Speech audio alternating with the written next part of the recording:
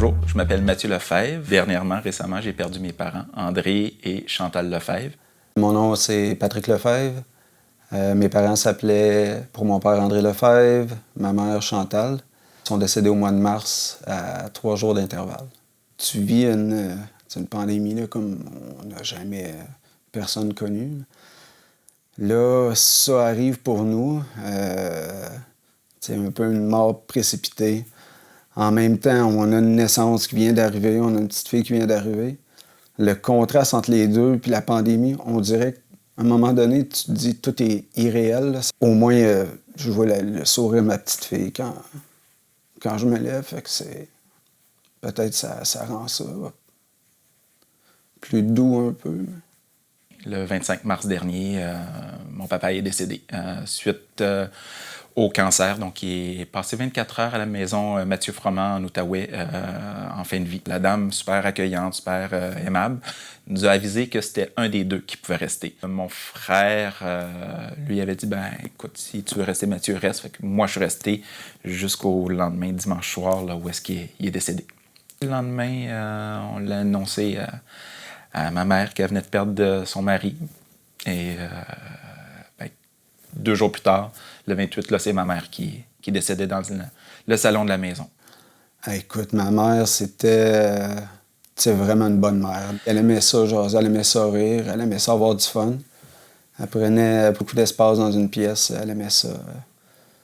Pas celle qui parlait le plus, mais elle aimait ça rire. L'image que j'ai, c'est tout ce qu'il faisait, c'était pas mal pour nous. Pas un homme chialeux, quelqu'un qui est toujours là pour les enfants. Mon père a toujours été quelqu'un qui était un travaillant à la maison. Il faisait tous les travaux. Mon frère et moi, on a appris de lui les travaux manuels de la maison. Il était quelqu'un de fier. Puis, il ne demandait pas de l'aide, il le faisait tout seul. Sinon, il se débrouillait autrement.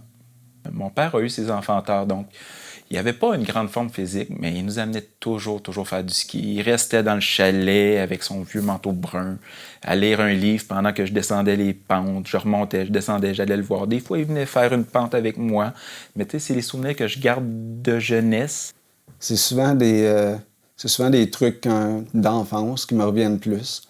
Mais vraiment, le voyage à Disney,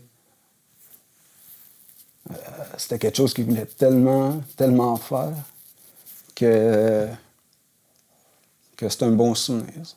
Ça, c'est un beau souvenir aussi chez moi, en dessous de la pergola, mon père et mon enfant, tu sais, de voir mon père avec un autre enfant, mais ça me fait revivre des choses que, quand j'étais jeune, on ne se souvient plus, hein? Donc, j'aimais voir la relation mon père et Sacha. Si j'avais un dernier merci à y dire, que j'ai peut-être pas pensé sur le coup, mais là que je m'aperçois avec le recul, je m'aperçois que il m'a montré à jouer, à m'amuser, plus prendre mon temps avec mon enfant, puis le reste, tout bad, ça sera fait demain. Elle voulait vraiment avoir des petits-enfants. Elle aimait ça. Puis je veux dire, j'ai 42 ans, là, j'ai eu Charlotte à 41. Fait que je les ai eu tard un peu, mais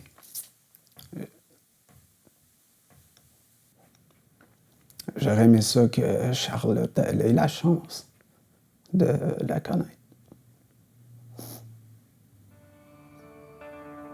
Son dernier mot, ça a été merci.